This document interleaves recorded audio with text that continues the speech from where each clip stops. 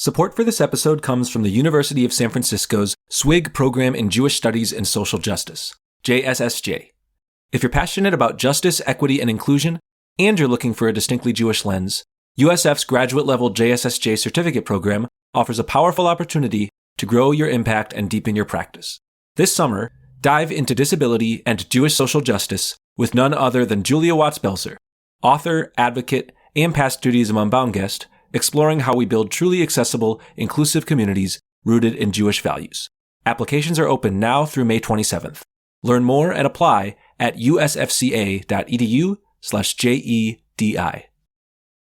This is Judaism Unbound, episode 481, Survival Guide for a Spiritual Wilderness, episode 2, Chakeh-Mah, Wait for What? We are proud to introduce the third podcast in the Judaism Unbound family of podcasts, Survival Guide for a Spiritual Wilderness, hosted by Jericho Vincent. We are the ancestors of the future. This new podcast offers a spiritual home for listeners seeking to connect Jewish ancestral feminist wisdom with their own svara, moral intuition. Each episode of this limited series delves into a different story of our ancestor Miriam, illuminating her mystical teachings and offering practical tools for navigating and flourishing in personal or political spiritual wildernesses. Survival Guide for a Spiritual Wilderness charts a radical, fresh Jewish path for its listeners and the world. We're thrilled here at Judaism Unbound to periodically feature episodes of Survival Guide for a Spiritual Wilderness here on our feed. But we don't only feature those episodes alone. Lex Rofeberg, that's me, and Rena Yehuda Newman, two members of Judaism Unbound's team, supplement each episode with some Gemara, commentary, as well.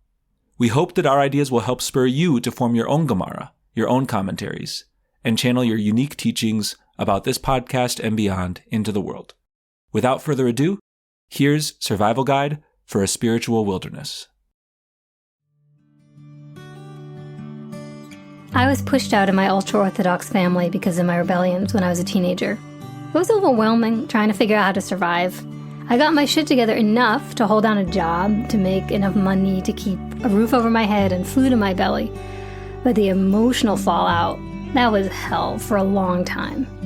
Thank goddess, when I was 18, I got into therapy, and my therapist strongly recommended that I learn some mindfulness or meditation to help me cope with my wounds. I started going to Zazen at a nearby Zen Buddhist temple, sitting silent with my legs folded, returning to my breath again and again. I had this job at a nonprofit right near the boardwalk in Coney Island, so I started going to work early and sitting on a bench in front of the sand and meditating with the rhythm of the surf echoing the rhythm of my breath. It was powerful.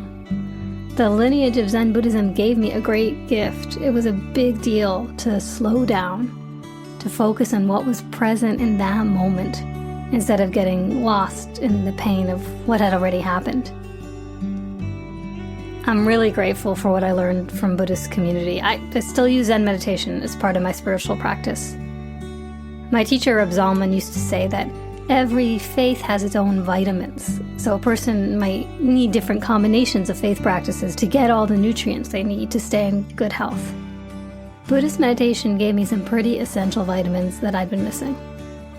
Meditation seemed super Buddhist to me. I didn't really know that there was such a thing as Jewish meditation. I only discovered Jewish meditation when I started to re-engage with Judaism in my late 20s, when I realized ultra-Orthodoxy wasn't historically authentic Judaism, and that there were many other lineages that had different messages than the ones I'd been raised on. So I started learning Kabbalah, Jewish mysticism, taking in the wisdom but spitting out the misogyny and the xenophobia that encases that tradition, which, by the way, is in itself a Kabbalistic practice. The canonical mystical text, the Zohar, says, "That which is deeply sacred is often encased in a shell of harm. We've got to crack the shell, get at the meat."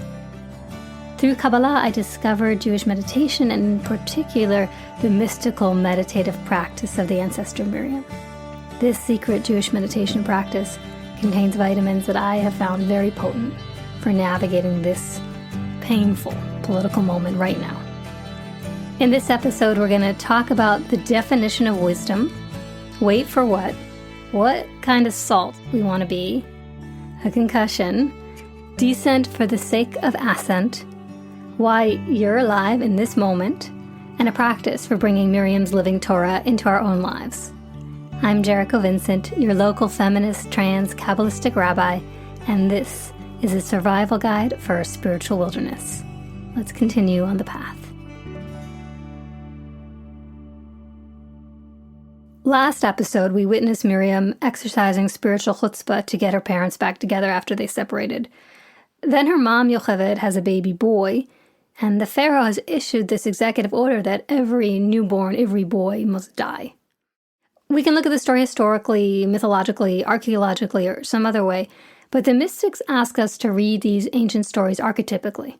We each have an inner Miriam, an inner Yocheved, an inner baby that at some point in our lives is going to be in the situation that this baby is about to find himself in.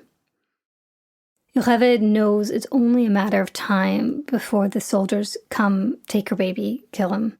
So she decides she'd rather let nature kill her baby than let her baby die at the hands of man, and she puts her baby in a basket in the river, and then she walks away. She can't stand to be there, to watch crocodiles or waves take her child's life. Yocheved goes home to sit Shiva. But Miriam, the baby's big sister, Miriam, she stays. She stays by the side of the river and remains present with her brother. She's watching him as he tips back and forth between life and death. Her mother reacts to what she assumes is inevitable. She's mourning the imminent death of her baby. But Miriam, she has this staggering capacity to be present with what is. So in the Zohar, in that canonical Kabbalistic text, it says, what is Chakeh-Mah? What is wisdom? It defines wisdom by taking this ancient word for wisdom, Chakeh-Mah, and cutting it in half to make two new words, Chakeh-Mah, which means wait for what? Wisdom is the ability to wait for what?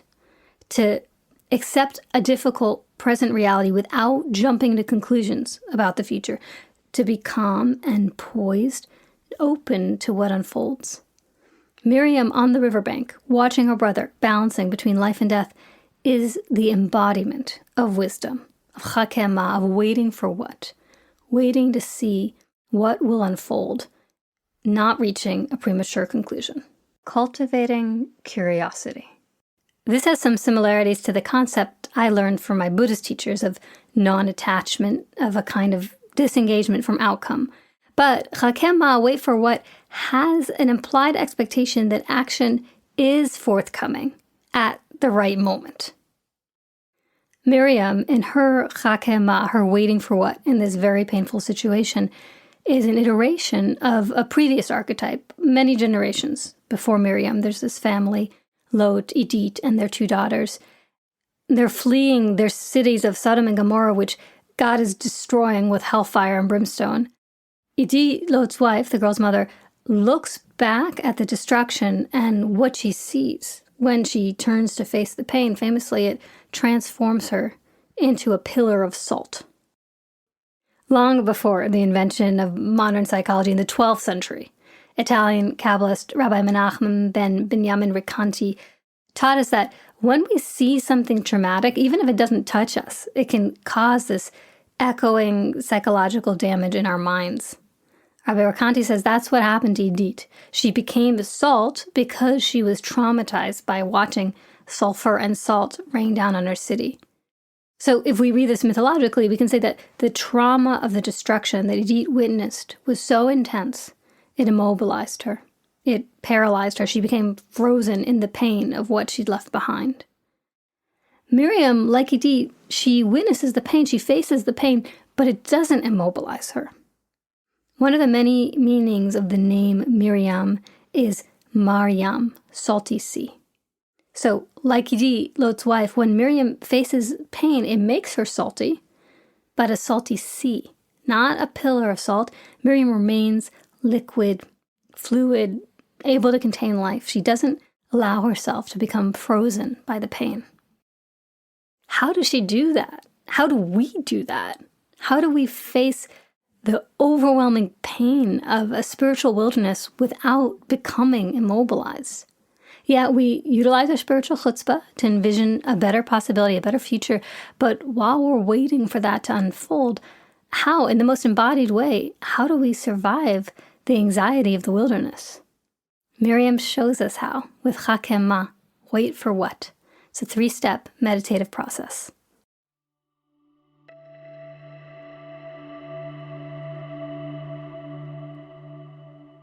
The first 2 steps come from one potent line in the Torah that describes Miriam after her brother Moses is placed in the water.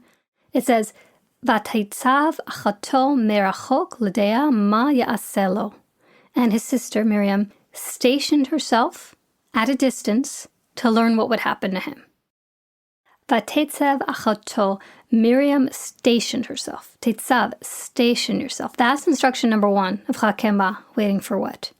When we're stressed, when we're overwhelmed, we need to station ourselves, to be deliberate and make an intention to work with this difficult situation and to hold our body with attention and readiness. Now that can include a specific pose, lotus position, or nafal al-pai, bowing down to the ground, or go in a particular sacred place where we can best station ourselves. Whatever prepares us in an embodied way to do this work of Chakeh-Mah, waiting for what? So step 1, Teitzav, station yourself. Step 2, Mirachok, at a distance. Miriam stationed herself Mirachok, at a distance, so we need to make a little distance. The 18th century mystic, the Kedushat Levi, highlights this second step, Mirachok, at a distance. He teaches that to live a spiritually awakened life, we have to be like Miriam, emulate her Torah, her wisdom, by making a little distance between ourselves and the difficult reality unfolding in front of us. That distance can create space for our curiosity.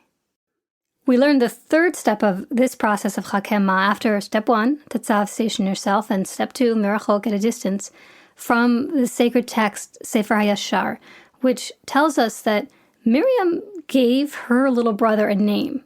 She called him Yared, or Jared, which means to go down, because the text says Miriam went down to the riverbank to see what would happen to him. This language of Yared, going down, it's super loaded for us Kabbalists. As teacher of Kabbalah, Dr. Yosef Rosen explains, Yarad, to go down, means to descend mythologically and emotionally, to go into a difficult, hard place. Kabbalah tells us that the very way to ascend, to rise, to overcome great difficulty is through this descent. This principle is called Yerida L'Tzorech Aliyah, descent for the sake of ascent. We go down to the depths in order to rise to the heights. To translate this into practical terms, Miriam descends by really letting herself feel her own pain of being a child, watching her brother in this dangerous situation, her own fear, her own anxiety. And when we're being present with a part of ourselves in pain, we can let ourselves have that descent also. We can let those parts of ourselves express the true depths of their fear and their anxiety.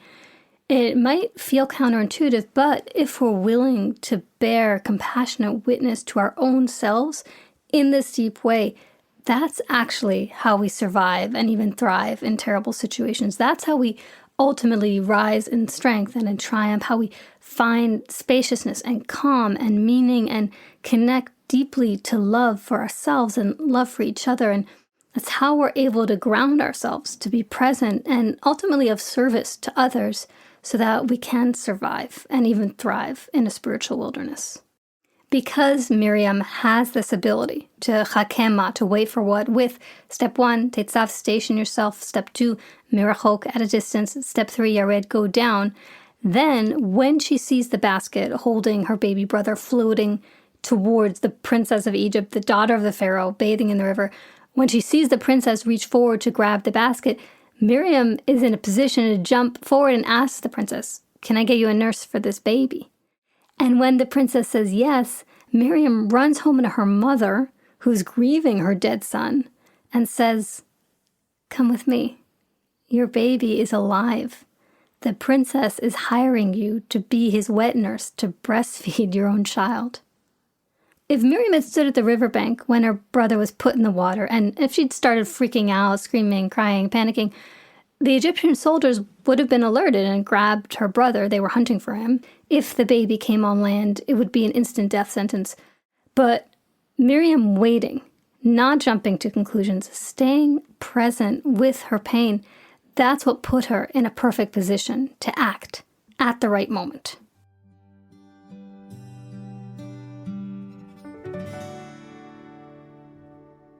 When we start to spiral, when we're facing painful uncertainty, step 1, Teitzav, station yourself. Step 2, Mirachok, at a distance. Step 3, Yared, go down.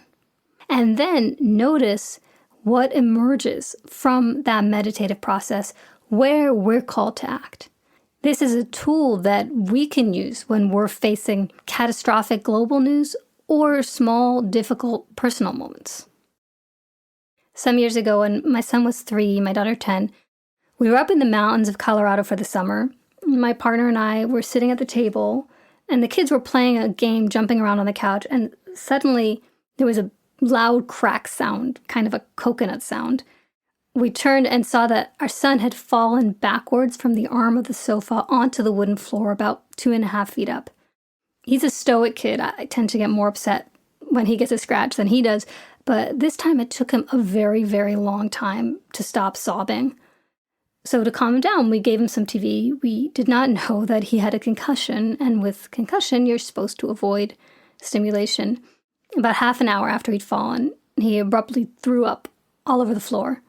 We called his doctor back in New York, who advised us that there was a chance that there was brain hemorrhaging, and we should take him to the emergency room as quickly as possible. We drove him to the little mountain hospital, and as I watched the doctors examining my son, as I watched him throw up again and again, I made this decision to be very deeply present, a kind of tatsav, stationing myself. When it comes to my kids' safety, like a lot of parents, I can be quick to catastrophize, but I wanted to stay present, like hyper-aware of my body in the moment, not spiraling off into what his symptoms might mean. Of course, there was a part of me that wanted to go spiraling off, so step 2, Mirachok, I created a little distance. My son was resting, the doctors were arranging a CAT scan, and I noticed this tightness in my upper chest and in my temples. I asked that sensation to unblend, to step forward so I could bear witness to it with love. And when it did, I saw this younger me. I saw this younger me sobbing and so afraid. So step 3, Yared, I went down into the depths. I'd grown up on stories of people losing children because of their sins. The ultra-Orthodox people I'd grown up with had made it very clear that they thought I was a grave sinner for thinking for myself, for pursuing a secular education, for marrying a non-Jew. And this young part of myself was terrified that I was going to lose my child. This young part of myself had already lost 10 siblings when I was pushed out of my ultra-Orthodox family as a teen, and it was afraid that now I was going to lose my son too. So I witnessed this terror. I witnessed the grief this young part of me had for what it had already lost. I felt so tender towards this part of me. It loved so deeply. It loved my brothers and sisters that I hadn't spoken to in 2 decades. And it so enormously loved my son. The pain was intense for a while, but it was clean pain, cleansing. Thank God as my kid's CAT scan came out clear, he began growing an awful lump on his head, and they wanted to observe him for a couple more hours, but it did not seem like he had a brain hemorrhage. And yes, the good news certainly shifted everything, but so did that meditative process of step 1, tatsav, stationing myself, step 2, mirachok, making a little distance, step 3, yared, going down. An instinct arose in that new spaciousness, this push to reach out to my community, to ask them to hold my son, and by extension me, in this situation, to ask for prayers for my son's swift healing. And it might seem small or silly, but it was important to me, and I was so grateful for the flood of prayers that came my way. I felt them traveling back in time to me at 17, when I lost my brothers and sisters, and no one was praying for me. No one even knew what I was going through because I was so isolated and alone. And there was healing in that. there was sweet and precious healing.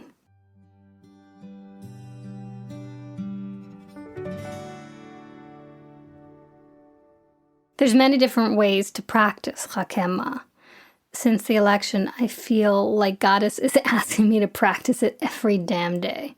Each time I check the news, I feel my system go into overdrive. There's this natural urge to protect myself by imagining what's about to happen next and how that's going to impact my future life. I know I have to be thoughtful and strategic about the dangers we're facing, but emotionally, I need to Chakeh-Mah, to wait for what? I need to be present with what is right in front of me, not what I think is inevitable right after that. And it's challenging spiritual work to be present with this moment. Here's the thing about the future. It's not actually physically possible to live in the future. So when we try to throw our consciousness into the future, into what's about to happen, it hits that brick boundary of the now, and that impact creates this nasty wave of anxiety. So come back to the now. Come back to what we can do in this moment. Let's build our wisdom by building our capacity to Chakeh-Mah, to wait for what? Chakeh-Mah, waiting for what? It creates this spaciousness that allows us to pay attention for longer, to wait until it is our moment to act. And let me tell you, friends, there is a moment, many moments in this current spiritual wilderness when we will all need to act. But if we're spiraling in panic, we're going to miss them. There's a lot of pain coming at us right now. Some of us have internalized this kind of messaging that we're supposed to bear witness and keep ourselves doom scrolling as a kind of sacred task. But flicking through snapshots of human tragedy, that's not bearing witness. It's just messing with our mental health and our ability to actually help. If you don't have space in your life to do massive amounts of processing, don't do massive amounts of bearing witness. Don't spend 2 hours a day scrolling through Instagram or refreshing the news. Don't. It won't help anyone. It'll only harm you and your relationships and have a net negative effect on the communal body. Figure out what the right amount of bearing witness is for this season of your life, and then adjust as your resources adjust.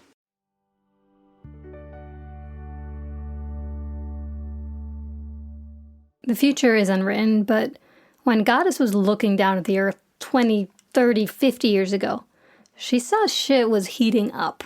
She saw that the world was starting to go through what the capitalists call these really intense liberation labor pains. It's scary stuff. And she thought, okay, first I'm going to unleash a lot of Miriam energy onto this planet because the people are going to need some guidance through the spiritual wilderness. And then, okay, which pieces of myself am I going to plant in human bodies to be present on the earth to help midwife the world through this difficult transition? And she chose the part of herself that lives in you and the part of herself that lives in me. Now, does this idea that you have a role to play in this difficult time put you back in that frozen place? Yeah, let's take a breath and receive this blessing. May you be assured that there is a move for you to make. In a spiritual wilderness, we need artists, activists, students, teachers, caregivers, poets, philanthropists, volunteers.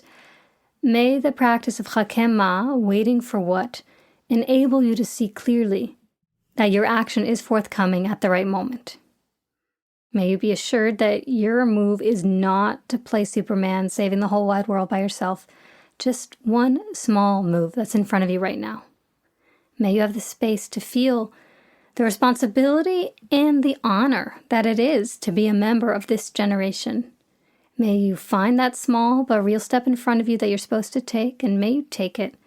May you feel Miriam cheering you on, reminding you of your strength, celebrating you in your flawed and radiant perfection.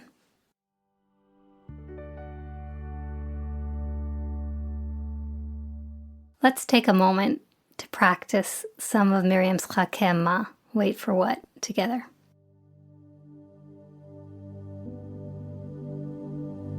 Step 1, like Miriam, Tetzav, ready your body. How do you like to station your body in a posture of readiness? Take a moment, find that position. And let's lower our gaze and drop into our bodies like a handful of salt, dropping into warm water. Call to mind one element of this spiritual wilderness that's been stressing you out. One where there's some urgency, some sense of unending uncertainty. As you hold that in your mind, notice how your mind might be racing ahead to tell you what's about to happen next, to jump to what feels like reasonable conclusions. Let's take a deep breath in through the nose, out through the mouth.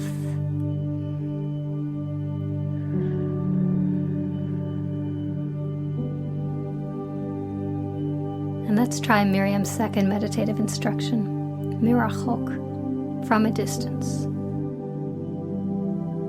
Where in your body do you notice your stress?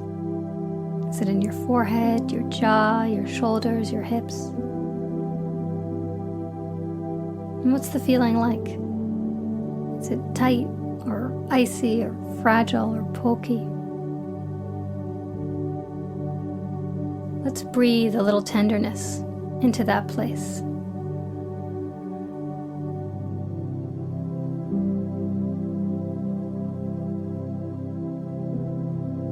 And now ask that stressed feeling if it might be willing to give you a bit of space so you can hear it more deeply and take better care of it.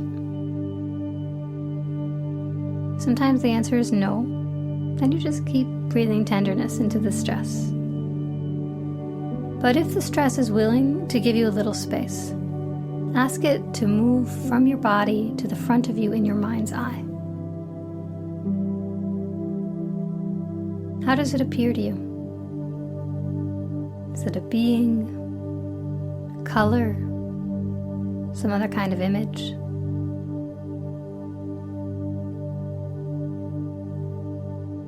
Let it know that you've stationed yourself to witness it with love, that you want to make space for it as it is, without an agenda. You're really ready to Chakeh-Mah, to wait for what will unfold.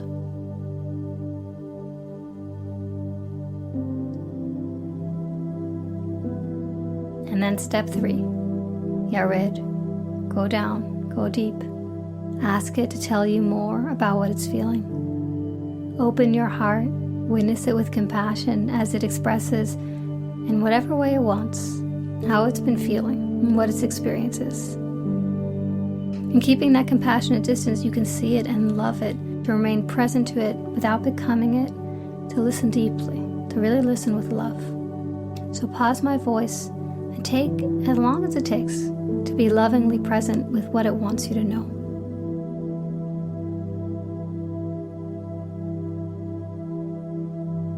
Notice what shifts in your inner world when you spend enough time with that Yared descending. Notice what shifts in your body. And notice, do you have any more clarity now about what action you're supposed to take in this moment of uncertainty?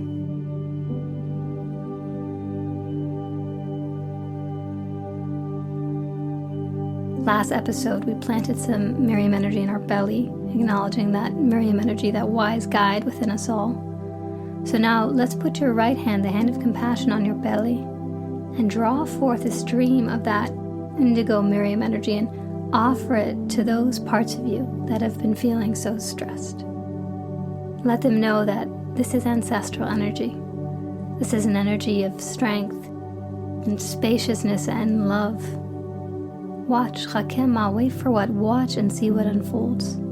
How does this part of you, that stressed out part of you, how does it want to interact with this offering?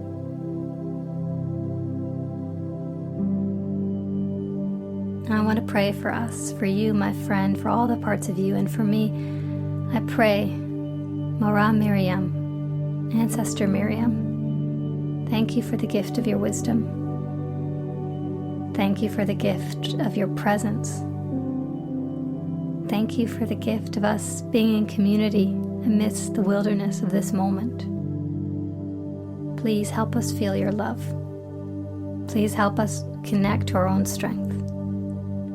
Please give us the discernment to bear witness to Tzav, to station ourselves with intentional embodiment. And please give us the discernment to know what our role is, when we're supposed to act, and how.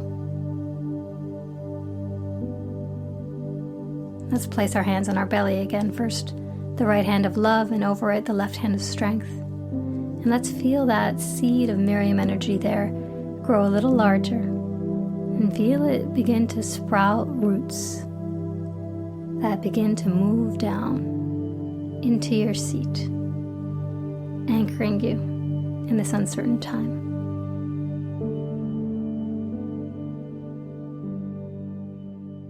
Next time you notice yourself getting overwhelmed by the world, take a moment to remember you have this tool of Chakeh-Mah, of waiting for what. Step 1, Teitzav, station yourself. Step 2, Merachok, at a distance. Step 3, Yared, go down. Okay, so you've got your spiritual chutzpah fired up. You're using your meditative tool Chakeh-Mah for the difficult moments. But what are you supposed to do when you come face to face with a dangerous, harmful person? This kind of person is pretty ubiquitous in a spiritual wilderness. And Miriam has some super provocative wisdom to share about how to deal with this. I'm going to warn you, you might find it activating, but it's powerful stuff, and I'm excited to explore it with you next time. I'm Rabbi Jericho Vincent, and I'm so excited to take this trip with you, guided by the ancestor Mora Miriam. This is a survival guide for a spiritual wilderness. I'll see you on the path. Walk with me together through this wild and stormy land. Walk with me, my friend, together. Reach out and take my hand. Open up your eyes to the sunlight. Open up your heart to the sun. Listen to the drum beat so steady. Together we can overcome. Take my hand, and together we will walk down this winding road. Look around, and together we won't fear what we don't know. Open up your eyes to the sunlight. Open up your heart to the sun. Listen to the drum beat so steady. Together we will overcome.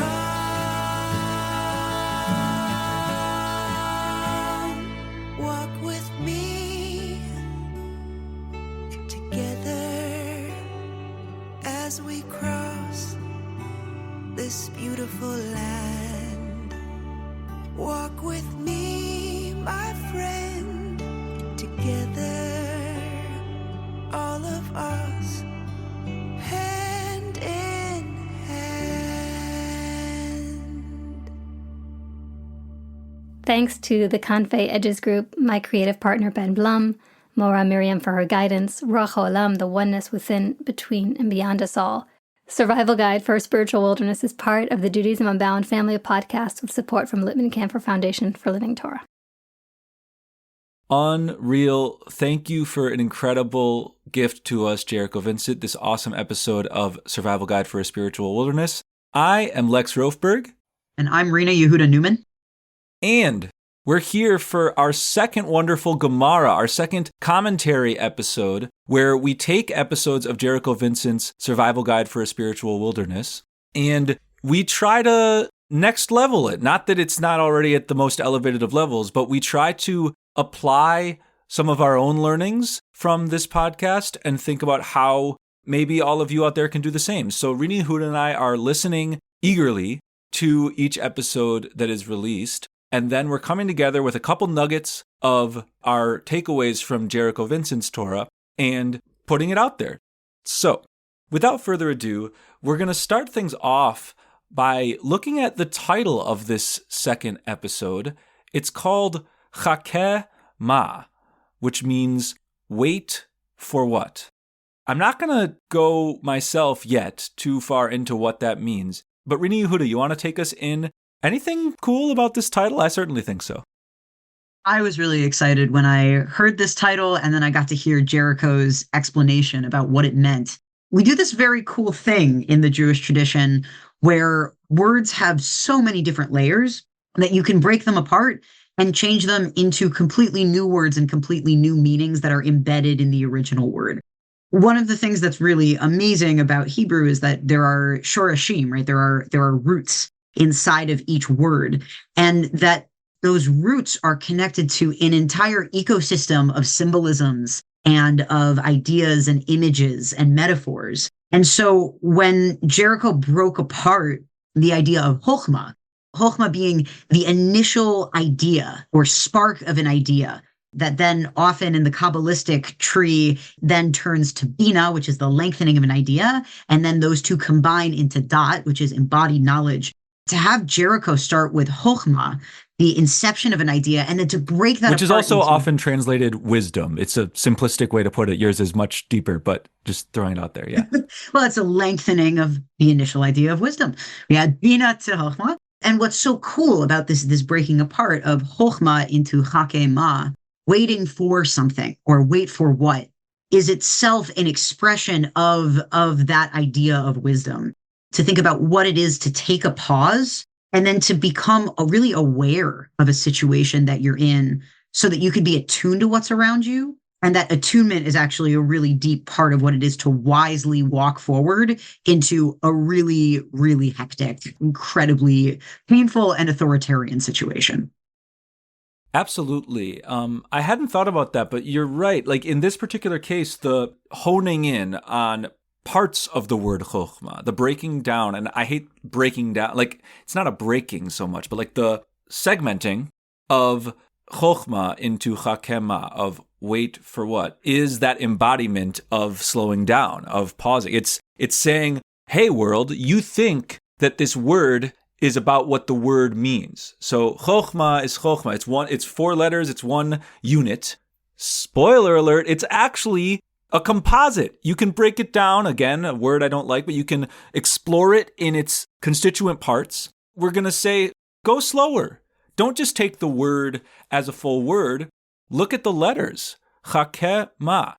Now, what's interesting about this is you were talking about the shorashim, roots. Like, this is a rebellious form of interpreting Hebrew words. Like, Chokhmah does not, in a literal sense, mean Chakeh-Mah, or wait for what. This is a maneuver. This is an interpretive move that inspires me a lot. And it's the kind of interpretive move that happens so much in Jewish tradition that we almost forget how wild it is. But Jewish tradition and textual interpretation, especially Kabbalah, has within it a basic premise that I would argue aligns with Chakeh-Mah, aligns with slowing down, which is like to Western speakers, like if I said my name is Lex Rofeberg, the word Lex is Lex and the word Rofeberg is Rofeberg. The idea that I would say, well, Lex contains an L, an E, and an X, and an E is the first letter of this thing, and an X is the last letter of this thing. Like, and so we can find some new meaning. Like, that's not something that we do with English, or to my knowledge, with like any languages tracing from Romance languages. In Hebrew, that is something that we do Jewishly. It flows its way into traditional interpretation, but it even flows its way into like cultural discourse. There's a love for wordplay that is not only found in the pages of Chassidut and Kabbalah. It flows into other places. And I often talk about that as boiling down to the notion of the word devar in Hebrew. So the word devar, it means thing, but it also means word.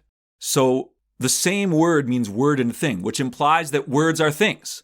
A word is substantive. It is matter. It is a something. It is not just sort of what it means or what it communicates. And so once that's the case, everything that's a something, well, if you've got like a craft material, you can pull it into smaller pieces and you can graft those smaller pieces onto something else. Like with Hebrew, we can do that. With English, it is seen as very strange if you do that. And so most of us don't do it much. But that's a really cool teaching. And I think hanging it on this idea of slowing down, of allowing ourselves to immerse not only in, a full sentence, but to immerse in a word, and not even in a word, but in the parts of the word, is very special. So that's in many ways a preamble to the actual conversation about what waiting for what is about. But I thought it was worth bringing up to this conversation. One thing that I'll add about this, we are often joked about as the people of the pun, that Jews are people who are, we're uniquely good at wordplay. And some of the reason for that is that historically, because our tradition has had to be mobile through language.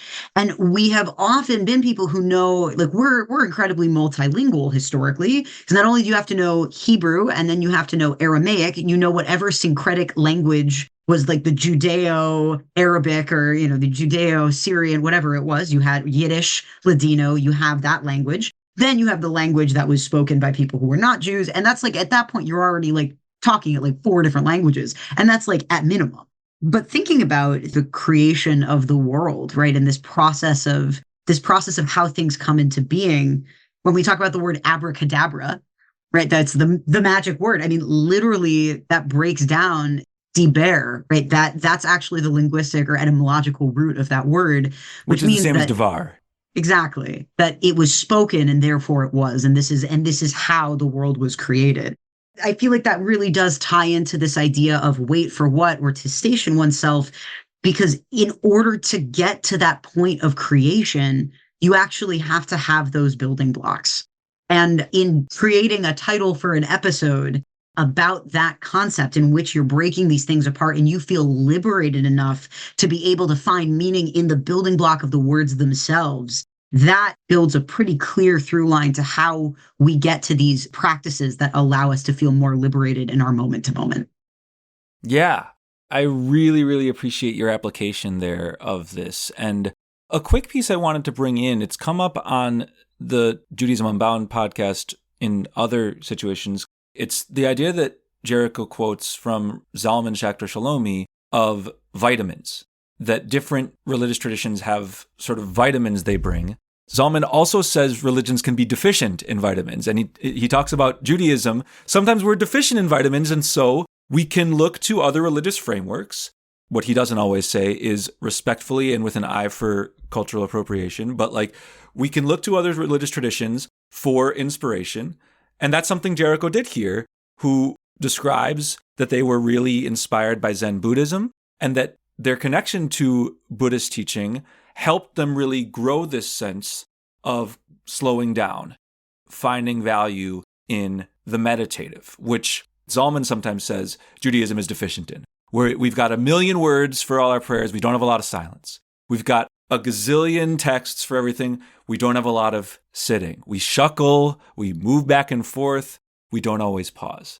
As Jews, we're not socialized collectively to do a whole lot of quiet and pause and meditation.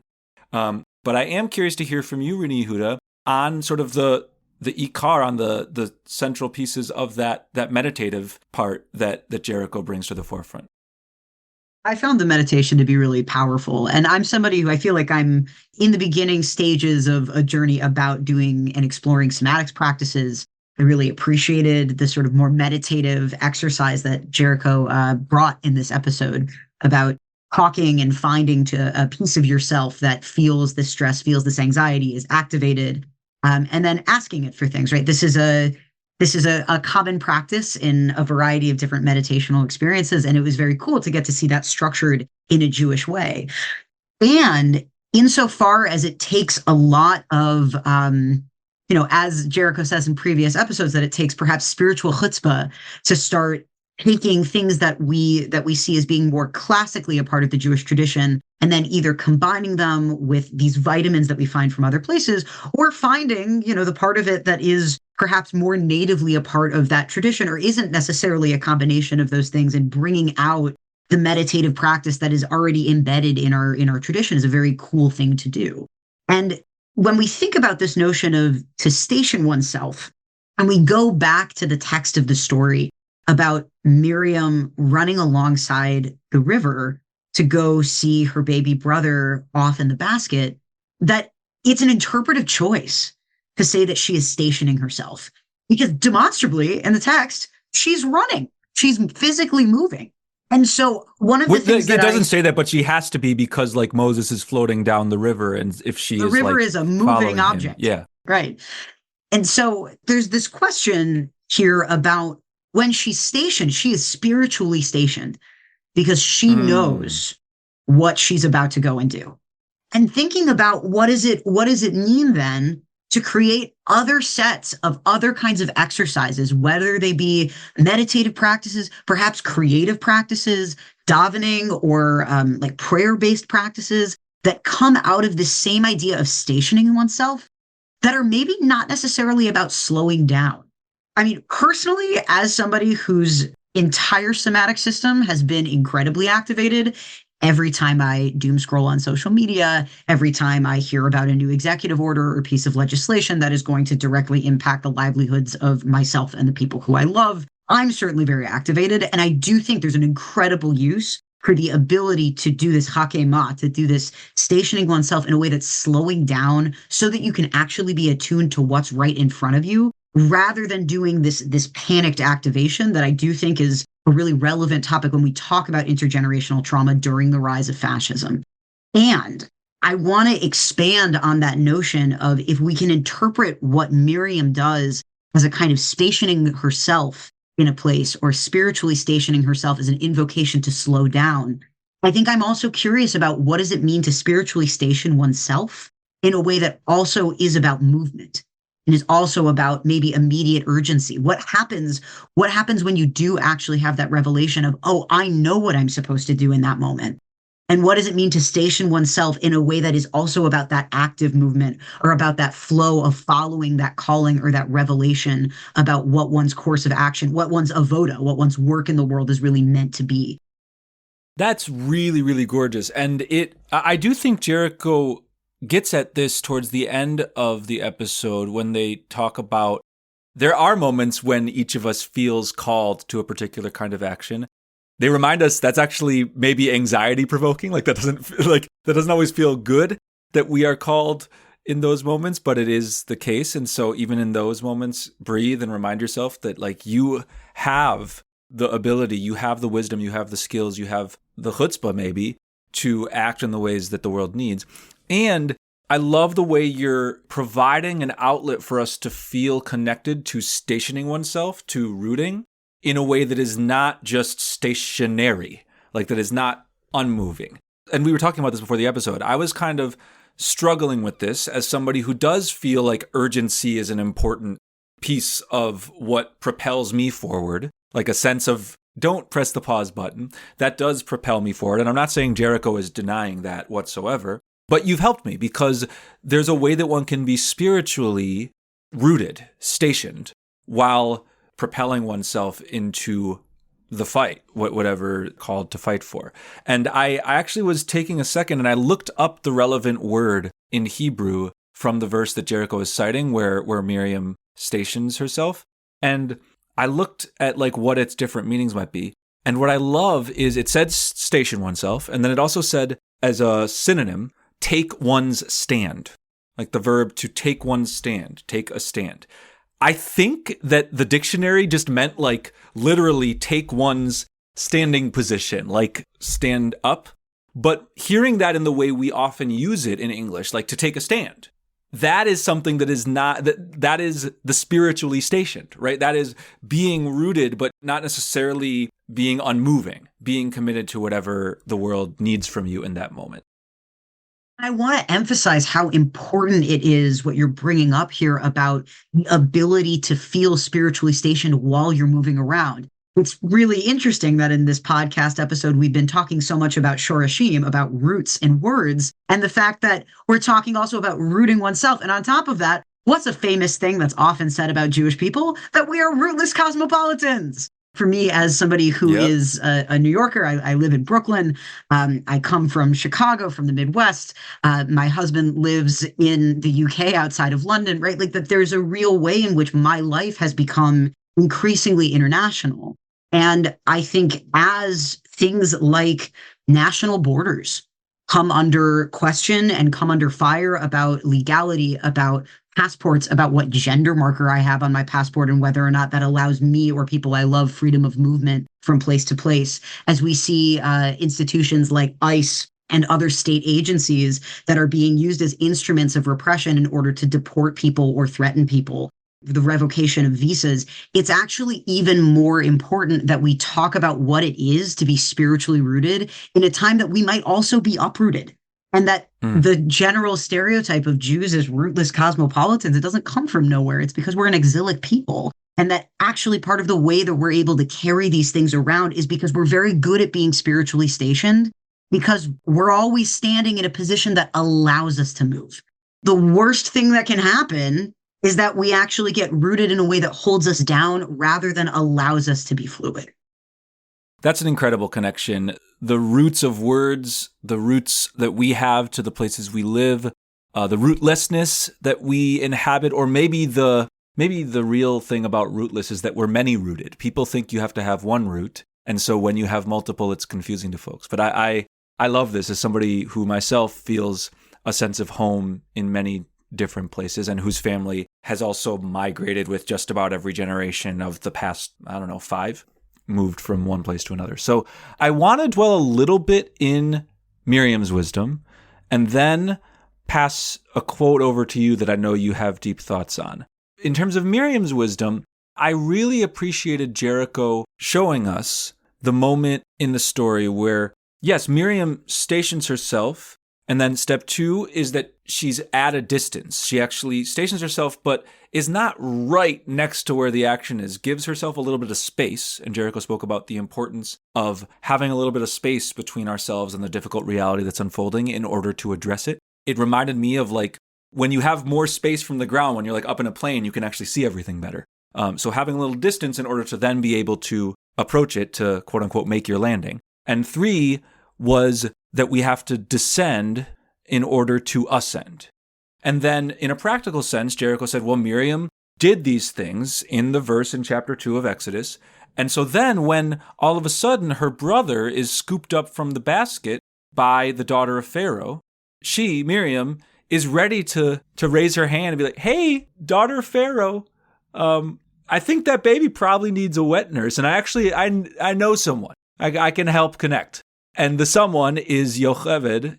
And by the way, all these names, none of these names are mentioned in the text, but they are the product of other stories and midrashes that provide a name Yocheved to Moses' mother and other sections of the Torah, that provide the name Miriam to Moses' sister in other spots. And so she stations herself, she prepares, she gives herself some distance, but then she's ready when she's called.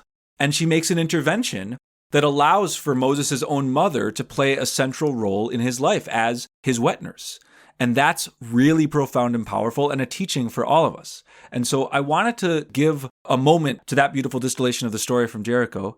But now I want to throw it back to you because there, A, is that notion of needing to descend in order to ascend. And there's also a teaching, the mystical idea that that which is most good can be encased in that which is evil or terrible. And so both of those came up in Jericho's episode, and I know you have thoughts, so throw them at me. You've already inspired me a lot these last few minutes. This idea of Kol Yerida Tzarich L'Aliyah, it's a very, very classic Hasidic teaching, meaning to go down for the sake of ascent, or all descent for the sake of ascent. It's a really, really rich teaching because it does something that's much deeper than glorifying suffering. I know a lot of people who are really anti-theodicy or like a theology that is just about suffering. And a lot of people I know who actually really resent institutional religion in general because it feels like something that glorifies suffering for its own sake. One of the things that I really love about this idea of all descent for the sake of ascent, there is the possibility of meaning in every depraved place of suffering that you might experience. There is the opportunity for spiritual transformation, even in the most destitute and godless places. And part of what this is describing is the motion of teshuvah, is the transformation of having missed the mark. You didn't do something quite right the first time. You find yourself in a low place. And maybe you actually didn't do anything wrong. You find yourself in a low place. And yet there is a process of transformation that can be done that allows you to rise and allows you to add meaning to all of those experiences in a way that's about dignifying the mechanism through which that ascension happens. It's not about glorifying suffering. It's about giving dignity to people when they have suffered, and to be able to dignify the fact that there is a kedusha, there is a holiness inside of us that allows us to make meaning when things feel meaningless. And that's part of the beauty, for me at least, of the Jewish tradition that allows me to break through in an almost alchemical process through things that just seem impossibly difficult. And this gets into this idea, this quote that Jericho brought into the podcast, that which is deeply sacred is often encased in the shell of harm. And we've got to crack the shell to get at the meat.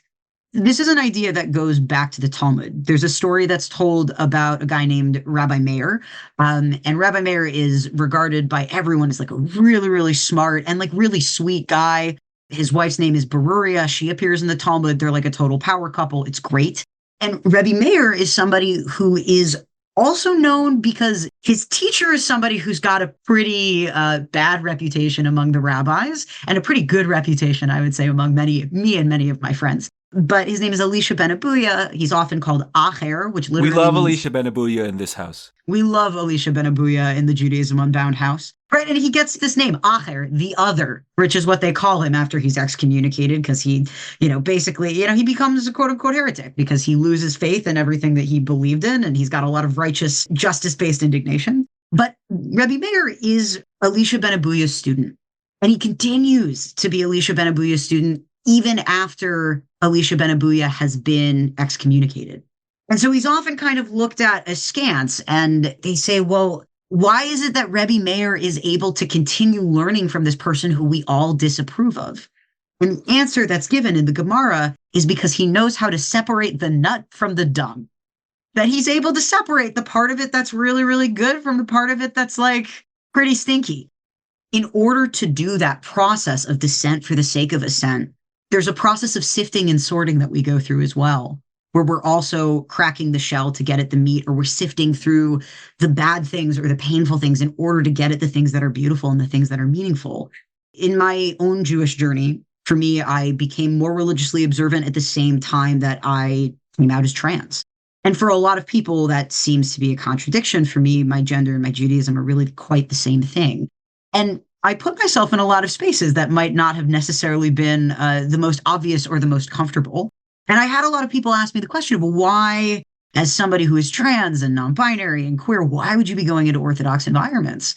And that was because I knew that there was something spiritually rich there, that there were gifts and teachings that I would need in order to actually engage my avoda, in order to engage the spiritual work that I'm meant to do in the world. That even though I might have been quite uncomfortable, and even though there were ways in which it was quite painful and might have even felt like a descent into a more difficult place, there were also ways in which I needed to do that in order to liberate those goods, in order to crack the shell, in order to get the meat, in order to elevate these sparks that I could then bring to other people for whom this wasn't their path to go into those places. Right. And part of the process of liberation is actually about being able to recognize and see the beautiful things that are inside of the depravity. So that's an amazing note to close on. It actually feels a little bit full circle. We started with vitamins and deficiencies, and there's almost like a body metaphor that, like, when we eat things, there is a process where our bodies actually have to differentiate between the nutrients that benefit us and that which is waste that we dispose of. That's actually what you're describing with encountering spaces that are maybe there's a lot of shell, a lot of encasement of a shell that is harm, but there's also something really special and deeper there. And so I'm grateful to you for closing us on that note. We're going to close out this conversation and just encourage you to be in touch with us. You can send us notes at lex@judaismunbound.com or Rena Yehuda at judaismunbound.com. Rena Yehuda Newman is the director of our certificate program in Unbound Judaism with the On Yeshiva. And just so y'all know, it's not happening just yet, but soon there will be applications opening for the next cohort. So keep your eyes peeled because it's not so far away. And so I'll just close us out on that note. Thanks for listening to Survival Guide for a Spiritual Wilderness. And thanks so much to engaging with us. So with that, this has been Judaism Unbound.